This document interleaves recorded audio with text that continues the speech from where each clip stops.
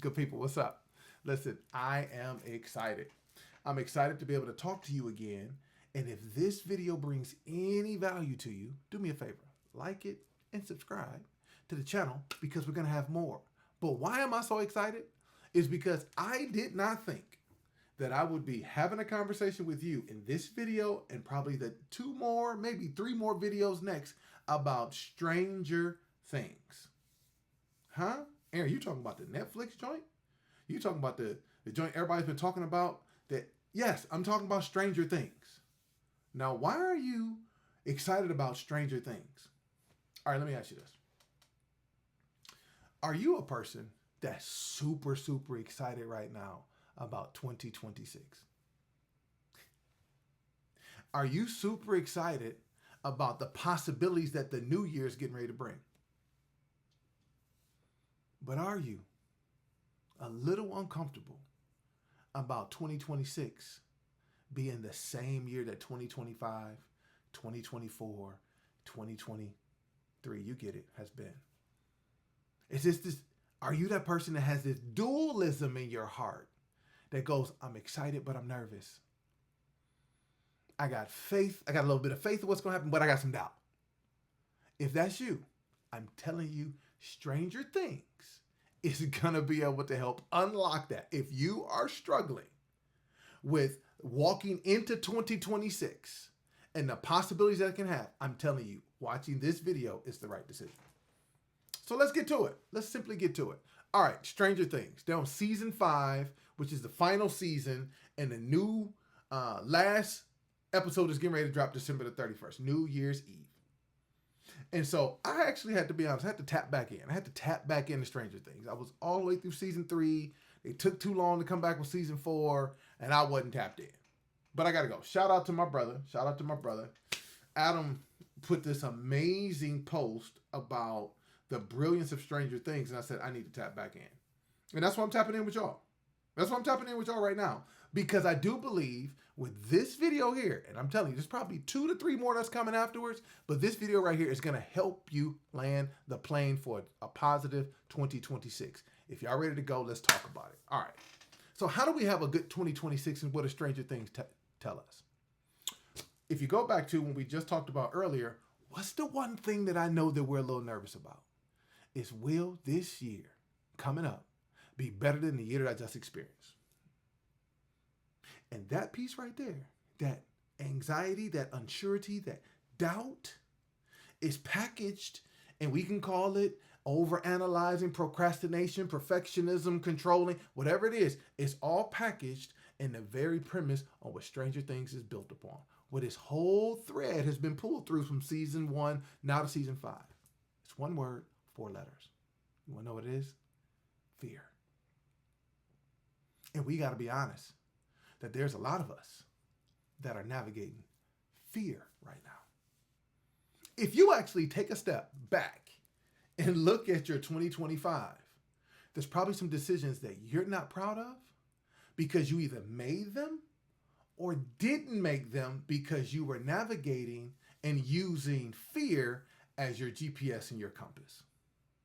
Want to be honest? Listen, I'll be honest. Fear. So we've heard the whole thing, false evidence appearing real, all that stuff. No. Because here's what I want you to understand. The fear, the anxiety, the doubt, the lack of faith is packaged nicely because it has real experiences that have real scars, that have real disappointments, that comes with real tears. It's all packaged appropriately that can actually put you in a position to justify what it is that you feel to be in the position that you're in. Now, because of fear, many of us have actually used it as fuel to help get us out of the situations that we're in. But here's the issue you're going to have going into 2026 if you don't look at Stranger Things as a motif on what to be able to do. You got to go face the fear. You got to go face it. And I know for some of you all, I just lost it because you're going, these memories that I have in my mind, these memories that I have in my heart, they are so painful, I don't want to go back to them. But here's what I want you to understand. And in season 5, they talk about this in this dialogue between Holly and Max. And Max keeps telling Holly, hey, these are memories. There's nothing down here that can hurt you. Nothing. There's nothing down here that can hurt you. I want you to understand. There's nothing that can hurt you because you've gone through the hardest part. Yes, you have the scar for it. Yep, you got the memory for it. But the memory can't hurt you again. And some of y'all go, Aaron, but it's like reliving it all over again. But you put it in a box. And you put it in this backspace of your mind when you don't want to talk about it, think about it, relive it, or anything about it. And what happens is that subconsciously it is driving every last one of your behaviors. Yep, we put a label on and say, I'm being a good parent, I'm being a good steward, because I know what happened when when they didn't watch me and these things happened to me. I got abused. I know what happened when I didn't do the right things based on my money and I put myself in this position and I had to file bankruptcy. I get it. The experiences are in a package that until we actually go into the package, into the memory to do the excavation and understand that there's wisdom in the package of fear. That was the whole thing. Max was trying to get Holly to understand. It can't hurt you down here, but you can learn from it. And many of us don't want to learn from the thing that hurt. So we put the boundaries up where we keep the hurt out, but we don't allow for the wisdom and the lesson to come in. Yeah, it's right there. Netflix. How to Have an Amazing 2026. They put it in Stranger Things. If you want to be able to face your fear, face the pain of the memory, you'll be able to extract the wisdom to allow for it to then be redeemed as you move forward in your life. How do I know that? Let's put it in the Bible. The Bible goes in Romans 8:28, for we know that all things work together for the good of them who love the Lord and are called according to his purpose. All things. That means God doesn't waste anything. Yes, at the very beginning, you were created worthy. You were created worthy, so you don't have to perform for it. You don't have to protect for it. You were created worthy before the lie jumped in and allowed for it to be packaged in the package of fear that actually has some truth and experiences to it that have allowed for you to move forward. You don't have to do that. And so since God doesn't waste anything, the memory that has the pain, he can use the pain to actually allow for it to be your purpose. And many of us are trying to navigate year after year after year without going to get our purpose out of the pain. Oh, the arc of the characters in Stranger Things, when every last one of them goes into the memory of their pain, they pull out their purpose and everyone around them is better for it. You want 2026 to be the year that you've had a better year than anybody else? Better year than you ever had in your life? A better year that you can't compare it to? I promise you this. If you're willing to go and face the pain in the memory, you'll find the purpose from it. Now, some of you all are going, Aaron, oh my God, you want me to do this? I do, but here's how I want you to do it. I don't want you to do it alone. That is the beauty of this ensemble cast in Stranger Things and these character arcs and relationships is that they did not do it by themselves. And here's the issue. Many of us are trying to face the pain, trying to find our purpose by ourselves. You can't do it by yourself. But Aaron, that's the reason why I got these boundaries up, because I trusted somebody before and they broke me down. It broke me down in such a way I didn't know that I would ever recover from that level of pain. And here's what I'm going to tell you. In the season in which you learn to protect yourself based on that, that was wise. But the season you're going into now in 2026, if you don't make a decision to pull the purpose out of the pain, you will be frustrated, and 2027 is going to come around and you're going to be in the same spot.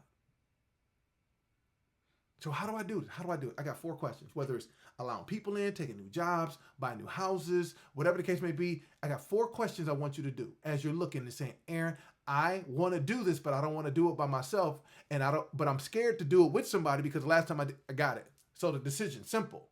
How do you figure out who's the right person or the right decision to let them in so you can pull what? Your purpose out of the pain and allow for you to have an amazing 2026. All right, here's what you do. First question you got to ask yourself: what is the best thing that happens if I make this decision? And in this case, the decision is to let this person in a little bit closer. What's the best thing that can happen? Second question: what's the worst thing that can happen if I let this person in or I make this decision? Okay. Third question: what's the best thing that happens if I don't let this person in and make this decision? Because we just anchoring on finding someone to not have to do this alone. We talking about Holly and Max in this situation. Last question: what's the worst thing that happens if I don't let this person in? So, best if I do, worse if I don't, best if I don't, worse if I don't.